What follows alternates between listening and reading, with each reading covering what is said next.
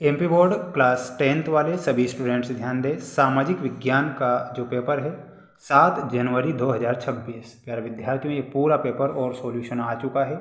अगर आप 7 जनवरी 2026 को सबसे ज़्यादा अंक प्राप्त करना चाहते हैं अपनी परीक्षा में, तो इस पेपर को देख लीजिए और याद कर लीजिए, क्योंकि ये पूरा का पूरा पेपर आपकी परीक्षा में आएगा। प्यारे विद्यार्थियों, पूरा पेपर आपको देखना है। महत्वपूर्ण बात मैं आपको बताना चाहूँगा, ध्यान से उस बात को आप सभी छात्र सुनिएगा। वार्षिक परीक्षा की तैयारी भी हमारे इसी चैनल के द्वारा नोट्स के माध्यम से डेली लाइव क्लासें आ रही है। तो आप सभी बच्चों को अगर नोट्स के माध्यम से पढ़ना है तो लाइव क्लासों में डेली जुड़ना है। अगर आप उन लाइव क्लासों को देखते हैं तो प्यारे विद्यार्थियों, 75 में से 75 अंक आपके कहीं नहीं गए। तो ध्यान से आपको उन लाइव क्लासों को डेली देखना है।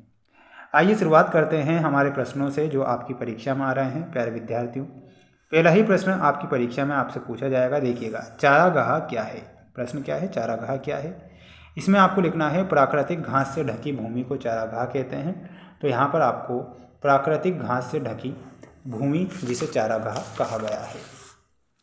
वहीं अगला प्रश्न आप देखिएगा, इनमें से कौन सा पत्तन पूर्वी तट पर स्थित है? प्रश्न है, इनमें से कौन सा वह पत्तन है जो पूर्वी तट पर स्थित है, जो अंतःस्थलीय तथा अधिकतम गहराई का पत्तन है?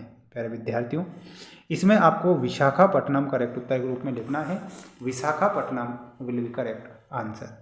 मेरी ये मेहनत अगर आपके लिए 0.1% भी अच्छी लगती है ना माय डियर, तो आप इस छोटे से चैनल को जरूर सब्सक्राइब करें। ये आपका हर पल साथ देगा और वही प्रश्न परीक्षा के लिए बताएगा जो परीक्षा में आते हैं।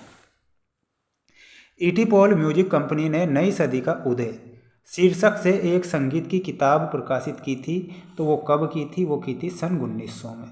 तो इसमें आपको क्या लिखना है? सन 1900। संयुक्त राज्य अमेरिका में कौन सी शासन व्यवस्था है? तो इसमें आपको लिखना है द्विदलीय शासन व्यवस्था। तो इसमें हमारा द्विदलीय सही उत्तर हो जाएगा। तो आप स्क्रीनशॉट ले लो अच्छे से। वहीं अगला प्रश्न देखिएगा, अगला प्रश्न ये रहा आपकी स्क्रीन के सामने। सरकार द्वारा व्यापार अवरोधकों तथा प्रतिबंधों को हटाने की प्रक्रिया क्या कहलाती है? तो प्यारे विद्यार्थियों, उस प्रक्रिया को उदारीकरण कहेंगे। तो इसमें आपको उदारीकरण लिखना है। ब्रेटन वुड्स सम्मेलन में किस संस्था की स्थापना होती है? तो ब्रेटन वुड्स सम्मेलन में अंतर्राष्ट्रीय मुद्रा कोष की स्थापना हुई थी। तो इसमें आपको अंतर्राष्ट्रीय मुद्रा कोष करेक्ट उत्तर के रूप में याद रखना है और इन सभी प्रश्नों को याद कर ही लेना है अगर चाहते हैं कि हम हमारी परीक्षा में अच्छे नंबर लाएं। तो देखिएगा, प्रथम जूट मिल की स्थापना कहाँ पर हुई थी? ये होती है प्यारे विद्यार्थियों कोलकाता में। तो पहले में आपको लिखना है कोलकाता। गुजरात में कृत्रिम वस्त्र उद्योग में स्थापित किया गया था। तो वो कहाँ पर किया गया था? सूरत में। 1901 में भारतीय फैक्ट्रियों में मजदूर काम करते थे। तो 5,84,000 मजदूर, 5,84,000। एक प्रजातांत्रिक सरकार के प्रति उत्तरदायी होती है। तो इसमें आपको लिखना है जनता के प्रति। सांप्रदायिकता के मार्ग में मुख्य बाधा है। तो किसके मार्ग में है? वो लोकतंत्र के मार्ग में। बैंक पर देने वाले ब्याज से ऋण पर अधिक ब्याज लेती है। तो जमा राशि पर।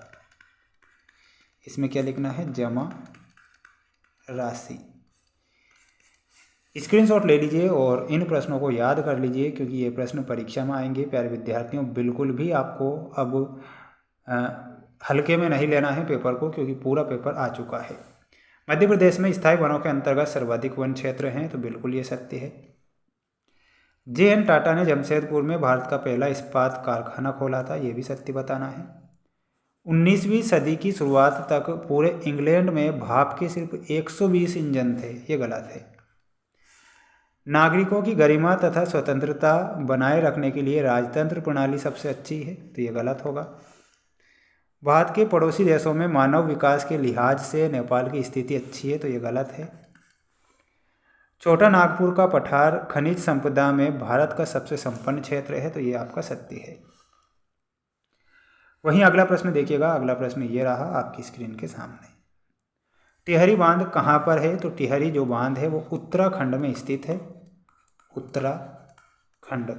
नदी कौन सी है? भागीरथी। परमाणु ऊर्जा के दो प्रमुख खनिज कौन कौन से हैं? तो एक खनिज है यूरेनियम, यूरेनियम। दूसरा खनिज है थोरियम। श्रीलंका किस वर्ष स्वतंत्र राष्ट्र बनता है? तो श्रीलंका 1948 में स्वतंत्र राष्ट्र बना था। किन्हीं ऐसे देश का नाम बताइए जिसमें बहुत अधिक आर्थिक असमानता पाई जाती है? तो उस देश का नाम है बांग्लादेश। बांग्लादेश। अंतर्राष्ट्रीय व्यापार को उदार बनाने के लिए नियमों का निर्धारण कौन करता है? तो प्यारे विद्यार्थियों, इसमें आपको लिखना है WTO, वर्ल्ड ट्रेड ऑर्गेनाइजेशन, जिसे विश्व व्यापार संगठन कहते हैं। स्वर्णिम चतुष्कोण किन किन स्थानों को मिलाता है? तो यहाँ पर आपको लिखना है, एक तो है मुंबई, है ना, चेन्नई, कोलकाता और दिल्ली, MCKD। ये आपको ट्रिक याद रखना है, मुंबई, चेन्नई, कोलकाता, दिल्ली। 23 ही प्रश्नों के आंसर अगर आपको चाहिए तो प्यारे विद्यार्थियों, हमारा ऐप है जिसका नाम है मेंस एजुकेशन ऐप। लिंक मैंने डिस्क्रिप्शन में दे रखी है, वहाँ पर आपको 23 ही प्रश्नों के आंसर मिलेंगे, विथ PDF मिलेंगे। सभी चीज़ें वहाँ पर स्टडी मटेरियल में उपलब्ध है, तो आपको अभी इंस्टॉल कर लेना है। मिलते हैं नेक्स्ट वीडियो में। जय हिंद।